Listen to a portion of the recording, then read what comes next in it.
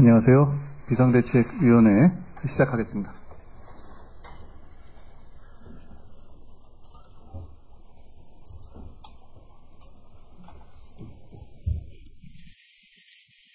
우리 국민의힘과 더불어민주당은 국민의 사랑과 선택을 놓고 경쟁하고 있습니다.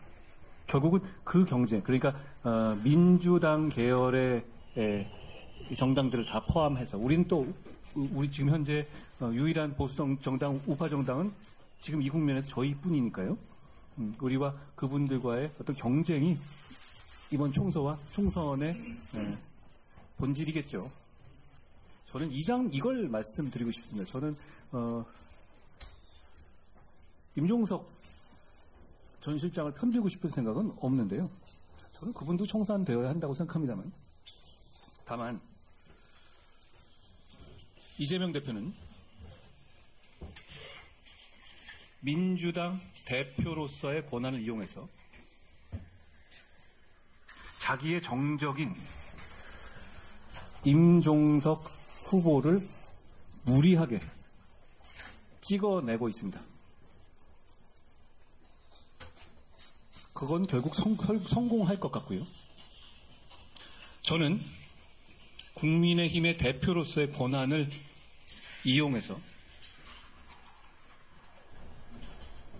원희룡 후보의 선거운동을 적극적으로 지원하고 있습니다. 과연 민주당과 국민의힘 누가 국민만 바라보고 국민의 선택과 사랑을 받기 위해서 절실하게 뛰고 있는지를 국민들께서 알아봐 주시기를 바랍니다.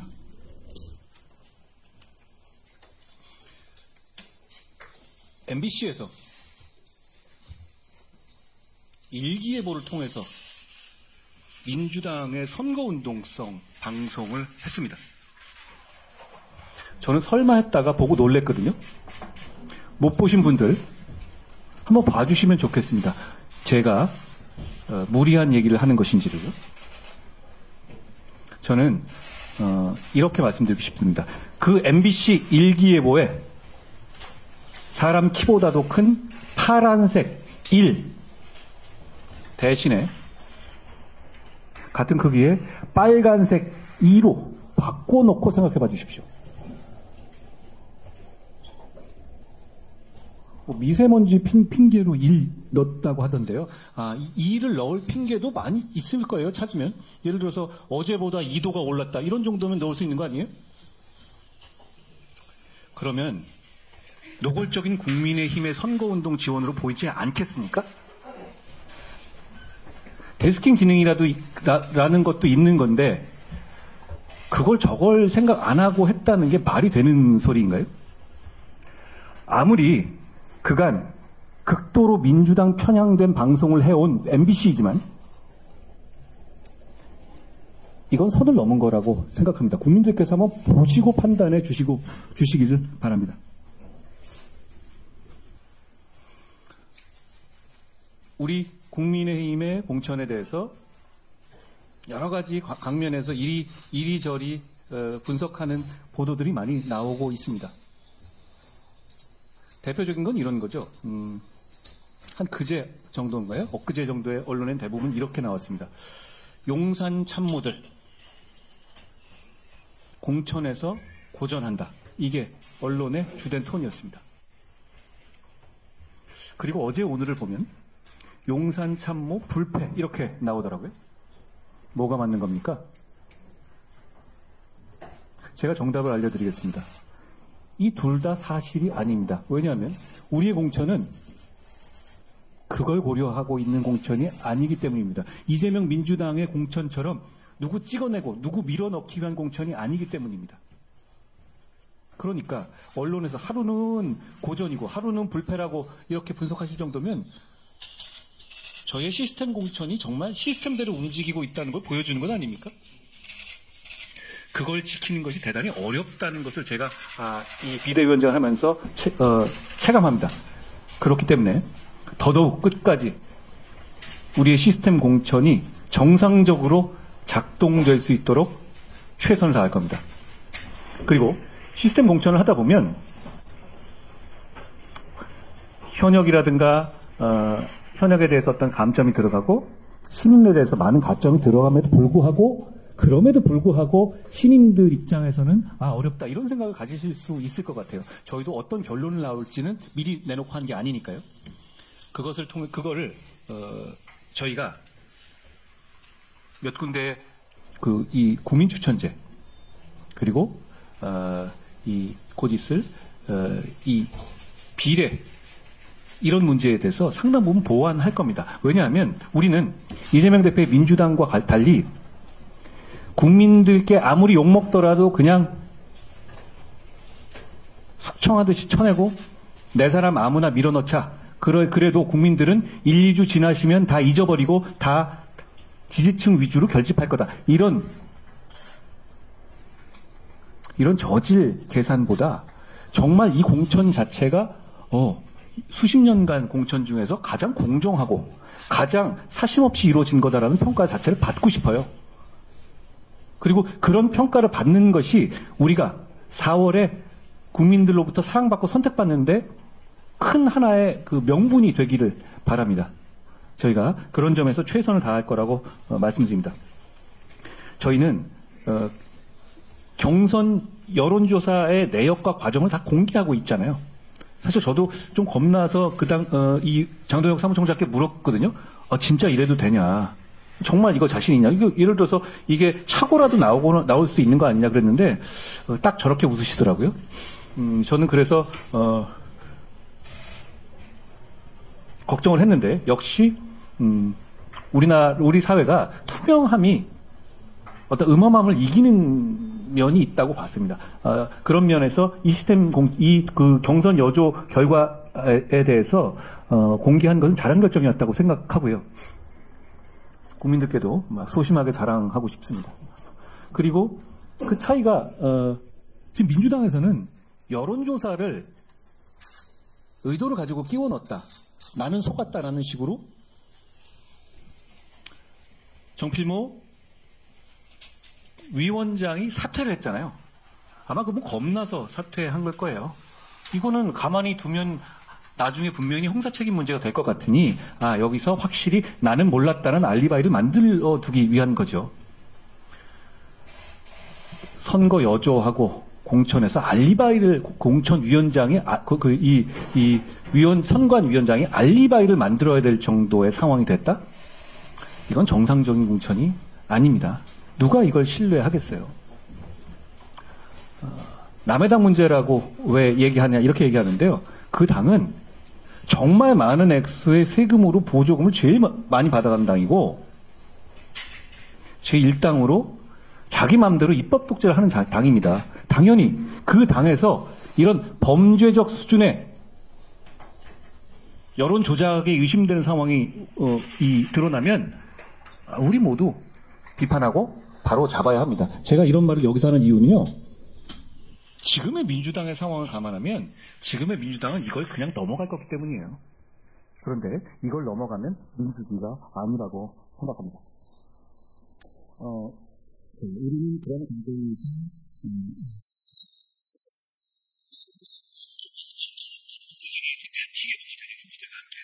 그러다 보니까 사실 저도 그 결과를 언론 보도를 보고 알게 되는 상황입니다. 근데 저는 그게 건강한 방식이라고 생각해요.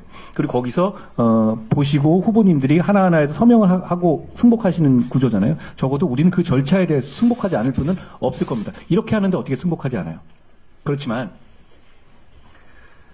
정말 훌륭한 분들이 경선을 통해서 후보가 되지 못하는 결정을 받고 계십니다.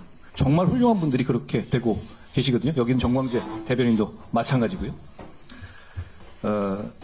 저는 조수진 의원을 비롯한 우리의 훌륭한 자산들이 즉각 승복과 화합을 이 입장을 내주신 것에 대단히 감사드립니다. 그리고 그게 정말 쉽지 않다는 것을 제가 정치 몇 달 안 해봤지만 알겠어요. 그렇기 때문에 더 귀한 것이고 그 힘을 가지고 국민들을 위해서 반드시 함께 승리하겠다는 말씀을 드립니다.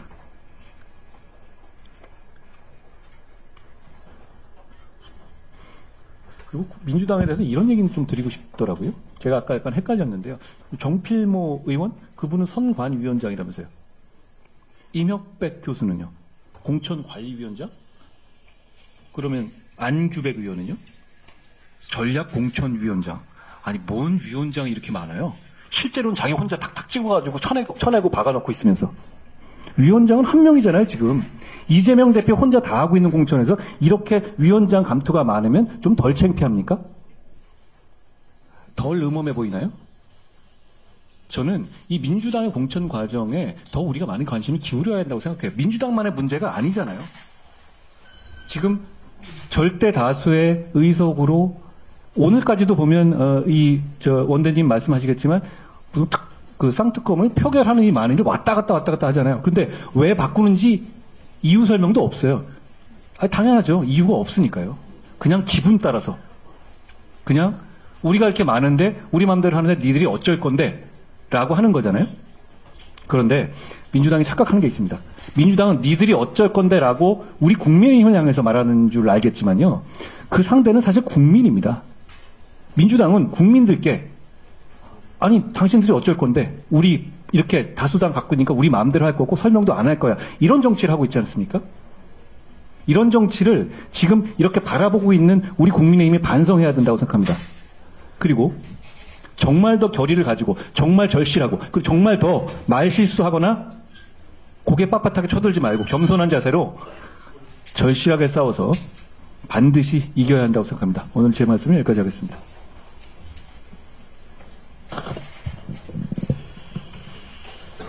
사실상 오늘 선거 전에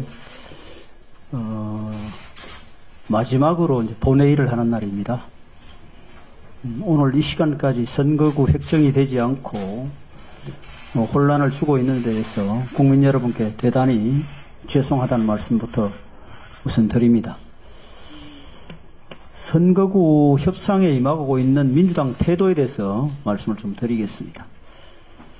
우리 당은 선거구 획정과 관련된 협상에 임하면서 일관되게 처음부터 지금 이 시간까지 같은 협상안을 제시하고 있습니다. 첫째, 거대 선거구 탄생으로 인한 지역 대표성 문제, 지역민들의 불편 해소를 위해 강원도, 경기 북부 등 4개 특례 지역을 지정하자고 일관되게 주장하고 있습니다. 이미 이 안은 정개특위에서 여야 간에 합의가 된 내용입니다. 새로운 주장이 아닙니다. 아울러 이 특례 지역을 하면서 인구 감소에 따라서 전라북도가 수도권 외에 유일하게 광역자치단체 중에 의석수가 줄어드는 지역이 되어버렸습니다. 인구 감소로 인해서 선거관리위원회 그 획정위원회에서 불가피하게 그렇게 판단을 한 것 같습니다. 그래서 전북 도민들이 받을 상실감을 감안해서 특례구역 4개를 지정하면서 비례의석 한 석을 줄여서라도 전북을 배려를 하자.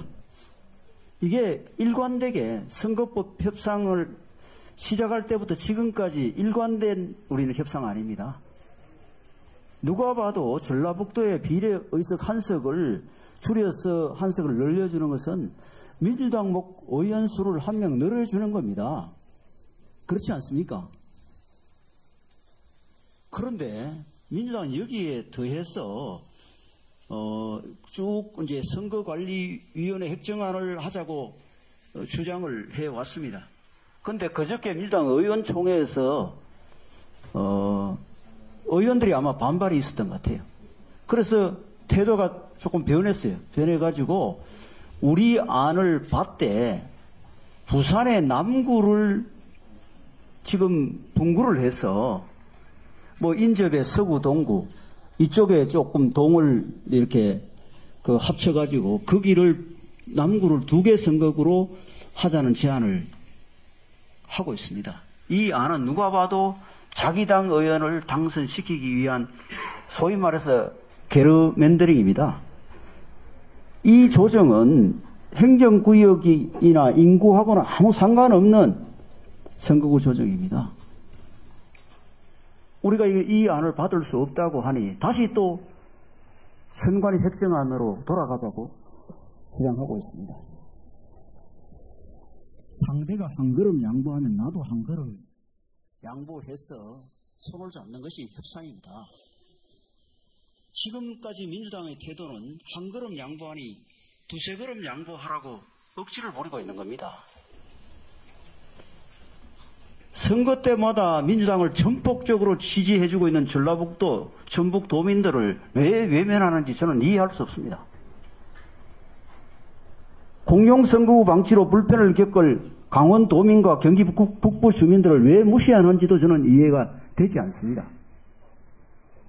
선거 유불리만 생각하는 건시안적 태도가 개탄스러울 뿐입니다. 억지도 한두 번이고 욕심도 과하면 탈이 납니다. 민주당을 향하고 있는 국민의 눈을 조금이라도 두려워하시기 바랍니다.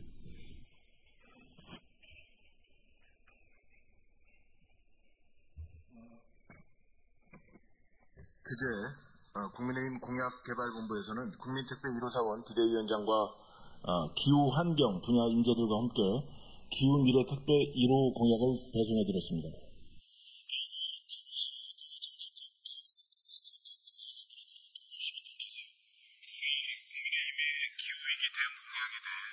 뜻밖이다, 예상하지 못했다, 진심으로 환영한다 등의 반응을 보여주셨습니다.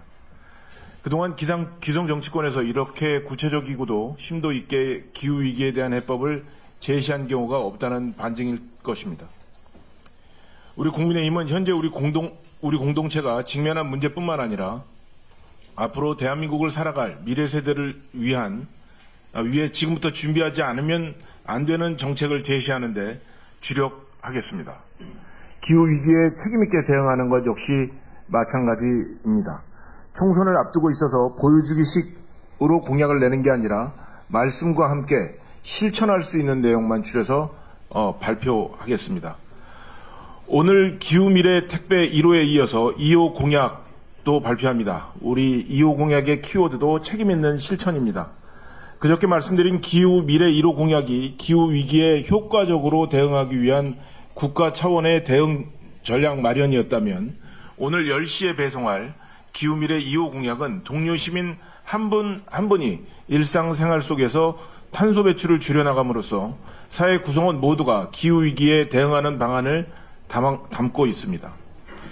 기후위기는 분명 심각한 문제이고 국가 차원의 엄중한 대응이 필요한 사안이지만 지금 우리 모두가 나서지 않으면 안 되는 일이기도 합니다. 그 일에 정부 여당인 우리 국민의힘이 앞장서도록 하겠습니다. 기후미래 택배 1호 공약과 관련해서 어제 한 언론 보도에서 올해 기후대응기금이 대폭 삭감됐다며 2027년까지 기후대응기금 5조 원으로 확대하겠다는 우리 국민의힘의 공약이 공수표에 그치는 것 아니냐는 지적을 하였습니다. 이에 대해서 간략하게 설명드리도록 하겠습니다. 배출권 수익이 감소하면서 올해 기후대응기금 예산이 소폭 감소한 것은 사실입니다. 하지만 이는 배출권 수익 감소에 의한 것으로 향후 배출권 연계 금융상품 출시, 시정 안정화 제도 마련 등을 통해 배출권 가격을 안정화하고 제4차 배출권 거래제 기본계획상 유상 할당 비율을 상향해서 배출권 수입을 확대하겠다는 대안들을 공약에 분명히 담고 있습니다. 또한 기금 재원이 되는 교통, 에너지, 환경세 전입 비율을 조정하고 기타 회계 및 기금 전입 규모를 확대하는 등의 기후대응기금 확충 로드맵을 마련하겠다고 발표를 했으며 기존 사업 위주 간행에서 과감하게 탈피해서 온실가스 감축에 효과적인 사업을 중점 지원하도록 방향을 전면 재조정해서 기금의 효율성을 높여 나가겠다는 말씀을 분명히 드렸습니다. 이런 노력이 이루어진다면 27년까지 5조 원 기금 확충은 충분히 실현 가능한 목표임을 말씀드립니다. 마지막으로 민주당에게 묻고 싶은 게 하나 있습니다. 400에서 500은 2000입니까? 아니면 400에서 500은 400에서 500이고 2000은 2000입니까? 지난 2월 6일 정부가 의대 증원 계획을 발표할 때만 하더라도 민주당은 원내 대변인, 원내 대표 모두 나서서 국민 요구를 반영해 방안을 확정해 준 것에 대해 다행이라고 생각한다. 환영한다. 그리고 민주당 소속의 광주 전남 단체장들은 정부 정책에 적극적인 동의를 표한 바도 있습니다. 그런데 민주당이 전공의 사직서 제출이 본격화된 이후로 돌연 입장을 바꾸고 있습니다. 민주당의 이재명 대표는 정치쇼, 총선용 정략이라고 말하면서 적절한 의대 증원 규모는 400에서 500명 선이라고 밝히고 있습니다. 답해 주십시오. 400에서 500입니까? 2000입니까? 국민들이 궁금해하십니다. 고맙습니다. 김혜주 의원님. 저는 이틀 전 아이를 양육하는 예술인들과 함께 국회에서 예술인 자녀 돌봄 지원 사업 진단 및 발전 방안 모색을 위한 토론회를 개최했습니다. 이 토론회는 열악한 창작 환경에서도 예술인으로서 그리고 아이를 양육하는 부모로서 최선을 다하고 있는 많은 예술인들이 참석하셨는데요. 예술인 자녀 돌봄 지원 사업은 문화체육관광부의 예산으로 한국예술인복지재단이 수행하는 사업입니다. 대학로와 현재 마포에 두 곳으로 예술인 자녀 돌봄 센터가 주말에 공연을 하시거나 또 지역 전시 등에 참여하시는 그 예술인들에게 돌봄 공백이 발생하지 않도록 평일에 더해서 주말과 저녁에 돌봄을 제공하는 그런 센터가 두 곳이 있습니다. 그래서 굉장히 그분들에게 든든한 버팀목이 되어주고 있었습니다.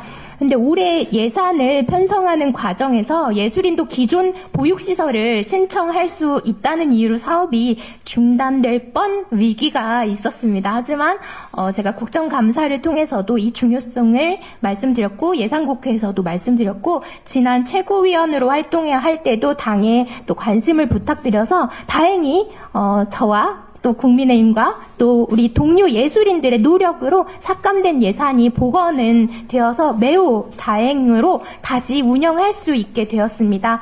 토론회에서 나온 예술인들의 목소리는 아주 절실함이 가득했습니다. 새 아이의 엄마이자 경력 단절을 겪은 연극인께서는 예산 삭감의 불안함 속에서 아이를 키우는 것이 아니라 행복하게 아이를 키울 수 있도록 국가가 도와줄 것을 간곡히 부탁하셨습니다.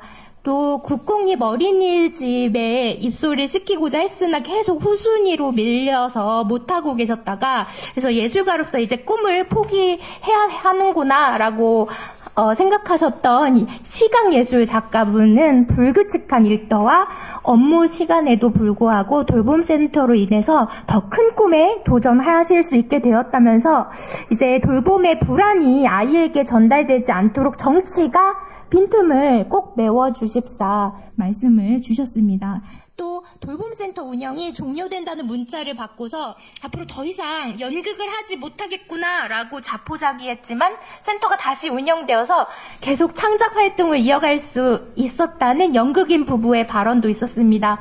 우리 국민의힘은 지난 1월 총선 1호 공약으로 가족 모두 행복을 제시하면서 출산휴가 의무화와 국가 육아기 유연근무 그리고 가족 친화 중소기업 법인세 감면 등을 제시했습니다. 아울러서 2호 공약에도 아이 돌봄 서비스의 전면 확대와 지역 간 돌봄 격차 해소 등을 발표했습니다. 그리고 이러한 공약은 아이를 키우는 부모님들의 많은 호응을 이끌어냈습니다.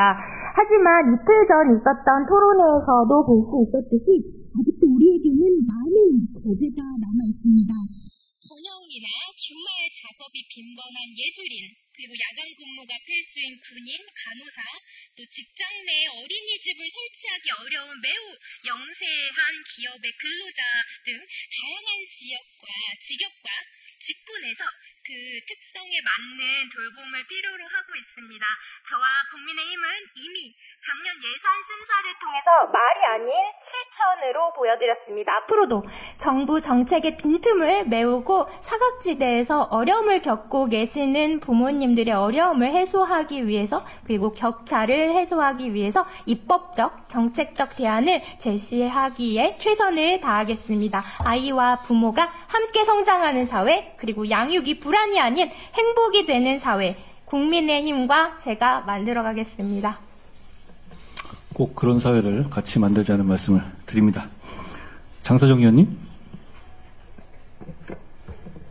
네, 저 김예지 위원님과 오늘 좀 마음이 통한 것 같아요. 저도 돌봄에 관해서 말씀을 드리려고 했는데요. 사회적으로는 의대 증원이나 정치적으로는 공천 결과가 화제의 중심에 있지만 저는 오늘 스타트업이나 중소기업의 어려운 문제 해결에 대해서 말씀드리겠습니다. 일단 제가 언급하는 기업들은 중을 빼고 소기업을 대상으로 말씀드리는 거고요.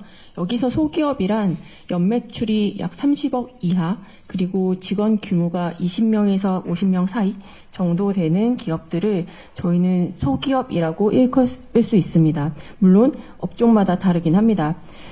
하지만 이런 기업들은 일단은 왜 이 기준으로 말씀드리자면 조직이라는 체계가 잡혀 있고 연매출이 어느 정도 나옴에도 불구하고 약 영업 이익을 내기에는 굉장히 빡빡한 기업들이기 때문에 복지나 육아 지원에 대해서는 언감생심인 경우가 굉장히 많습니다. 김예지 위원님이 언급하셨던 우리 당의 1, 2호 공약인 저출생만 보더라도 이것은 대기업만 사실 가능한 정책이다라는 피드백이 꽤 많이 있습니다. 소기업이나 자영업자는 있어도 사용하지 못한다는 우려가 더 많이 발생하고 있는 거죠. 저출생의 핵심은 부모가 되어도 나를 지킬 수 있는가, 내가 하고 싶은 일이나 할 수 있는 일을 계속 해나가면서 나의 삶도 아이와 함께 성장할 수 있는 환경을 만드는 것이 저는 핵심이라고 생각합니다. 결국 저출생 공약은 소기업, 소상공인과 대기업, 그리고 공공기관과의 업무 환경 격차를 줄이는데 저는 핵심이 있다고 바라보고 있고요. 연이어 보도되는 기업들의 육아 지원들은 굉장히 반가운 소식이기도 하지만 금액 지원이 어려운 중소기업에서는 사실 좀 씁쓸한 소식이기도 합니다. 중소기업의 문제에서 핵심 인재들, 즉 육아계에 있는 인재들이 이런 기사들을 보고 사실 그 소기업들을 이탈하고 안정적인 지원이 가능한 기업들로 이동하는 것도 현실이기 때문입니다. 금전적 지원이나 주거 지원은 분명 한계가 있지만 정책으로 해결할 수 있는 일들을 국민의힘이 나서서 하고자 합니다. 지방 의료나 필수 의료에 대해서 인센티브를 주는 필수 의료 패키지가 정책으로 마련되듯이 소기업은 유연근무제나 리모트 근무 등 필수로 그런 육아기 직원들이 근무할 수 있는 환경들을 취업 규칙에 기재하도록 하는 것, 그리고 휴직 시에 대체 근무자에 대한 지원 및 인센티브가 강화되는 것, 또한 소기업이 감히 만들 수 없는, 감이라는 표현은 적당하지 않은 것 같지만 만들 수 없는 어린이집 인프라 지원들을 공기관과 대기업을 중심으로 공유하는 것들, 이런 여러 가지 것들을 소기업들이 충분히 육아기 직원에게 환경을 제공할 수 있는 것들로 정책으로 마련할 수 있습니다. 결국 격차 해소의 문제를 해결하는 키워드는 상생과 협력이라고 생각합니다. 나 혼자 삶의 질이 좋아질 수 없습니다. 상생과 협력으로 중소기업이나 스타트업 생태계가 건강하게 성장할 수 있도록 정책으로 마련하고 이것들을 실천하는 국민의힘이 되겠습니다. 감사합니다. 한재화 의원님. 오늘은 그간 여러 차례 일관되게 말씀드린 거에 대해 더 새롭게 말씀드릴 게 별로 없습니다. 상황이 변한 것도 없고 오히려 더욱더 어려워지고 있기 때문입니다. 그렇더라도 대화의 노력을 지속해 주시기를 다시 한번 부탁드립니다. 이를 자꾸 강조하는 것은 한가로운 대화 이상주의 때문이 아닙니다. 이 문제의 성격상 같은 테이블에 앉아 얼굴 맞대고 대화의 시도라도 하는 것이 현실적이고 또 유일한 해법이기 때문입니다. 의료 서비스 분야의 갈등은 대화를 통하지 않고는 지속 가능한 해법 마련이 매우 어렵습니다.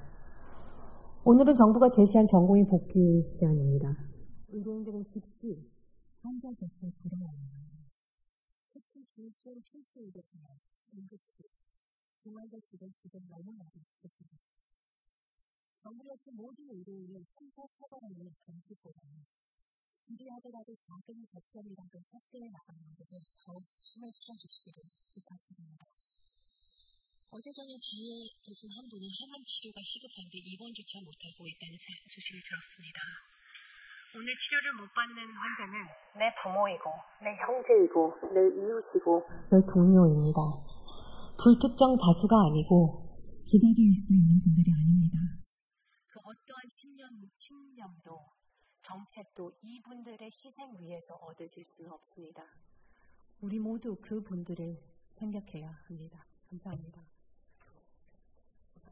고맙습니다. 박원순 의원님. 네, 의원 박원순입니다. 최근 저희 정부 여당의 지지율 상승이 민생 문제를 해결하려는 정책과 당의 공약이 큰 기여를 한다고 생각합니다. 좋은 정책을 홍보를 해야 빛을 발할 수 있겠죠. 제가 이번에 말씀드린 주제는 양육비 선지급제에 대해서 말씀드리려고 합니다. 양육비 선지급제는 부모가 갈라선 뒤 양육비를 주지 않아 생기는 문제를 해결하고자 국가가 시행령을 개정해 먼저 양육비를 대준 뒤에 나중에 비양육 부모에게 받아내는 제도입니다. 이를 통해 양육비 집행 판결이 길게는 1년 넘게 걸리는 그 기간 동안 자라나는 어린이에게 피해가 가지 않도록 할 수 있습니다. 네, 운동권 청산론을 비판하시는 분들이 있습니다. 맞습니다. 문재인 정부의 적폐 청산론이 실패했듯 특정 정치 세력 청산만으로는 동료 시민의 삶을 나아지게 할 수 없습니다. 오직 더 좋은 정책만이 동료 시민의 삶을 나아지게 할 수 있습니다. 윤석열 정부와 국민의힘은 운동권이 나간 빈 자리에 민생 정책을 채우겠습니다. 감사합니다. 맞습니다. 유도현 의원님. 혹시 가족 돌봄 청년에 대해 들어보셨는지요? 가족 돌봄 청년은 질병이나 장애, 정신건강 등의 문제를 가지고 있는 가족을 직접 부양하는 상황에 놓인 청소년이나 청년을 지칭하는데요. 아직 많이 알려지지 않았지만 우리 사회는 이러한 청년 외에도 가족 돌봄 책임을 오롯이 혼자 감당하고 있는 아동들도 많이 있습니다. 실제 우리나라 가족 돌봄 아동 청소년은 11세에서 18세 인구의 5%에서 8%인 18만 4천여 명에서 29만 5천여 명으로 추산되고 있습니다. 더욱 심각한 것은 정부 실태 조사에서 초등학생 이하 아동이 제외되고 있다 보니 가족 돌봄 아동의 규모 파악은 물론 지원에 있어서도 사각지대가 발생할 우려가 큽니다. 실제로 가족 돌봄 아동은 어린 나이에 돌봄을 하면서 간병에 대한 정보도 부족할 뿐 아니라 집안일과 간병의 이중 부담, 그리고 생계비와 병원비 등 경제적 부담 등으로 자신의 미래를 생각할 수 없는 어려움에 처해 있습니다. 우리나라는 케어러와 관련한 국제 비교 연구에서 전체 7단계 중 가장 낮은 단계인 무반응 국가로 분류되며 사회적으로 문제가 되었는데요. 여전히 해당 연령의 아동이 겪고 있을 어려움과 발굴, 그리고 지원의 한계점, 방안 등을 도출하지 못하고 있습니다. 우리 국민의힘은 모든 연령의 아동을 지원 대상으로 확대하고 정확한 현황 파악과 함께 적절한 지원이 이루어질 수 있도록 가족 돌봄 아동 청소년을 지원하는 법안이 마련될 수 있도록 적극적으로 나서겠습니다. 이상입니다. 그 가족 돌봄 청년이라는 것이 소위 말하면 영케어러 말씀하시는 거죠? 그러면 그게 지금 현재는 어떤 지원 같은 게 어느 정도로 지원되고 있죠? 아직 조사가 제대로 이루어지고 있지 않아서 사실. 그러니까 그게 이렇게 그런 어떤 일을 하고 있다라는 이유만으로 이렇게 지원이 되는 그런 체제는 저도 법은 못 본 것 같은데 그 법이 아직까지 우리나라에는 없죠? 네. 저희가 정세기 회장님 이거는 좀 잘 챙겨봐 주시면 그런 부분들이 실제로 보니까 저도 그 말씀하셔가지고 저번에 말씀하셔서 찾아보니까 생각보다 전체 그 연령대에 계시는 분들의 중에서의 퍼센테이지가 굉장히 높더라고요. 알겠습니다. 저희가 이 부분도 저희가 이번 선거를 앞두고 잘 챙겨보도록 하겠습니다. 고생 많으셨습니다. 오늘은 공개는 여기까지 할까요? 고생 많으셨어요. 감독님 고생 많으셨습니다.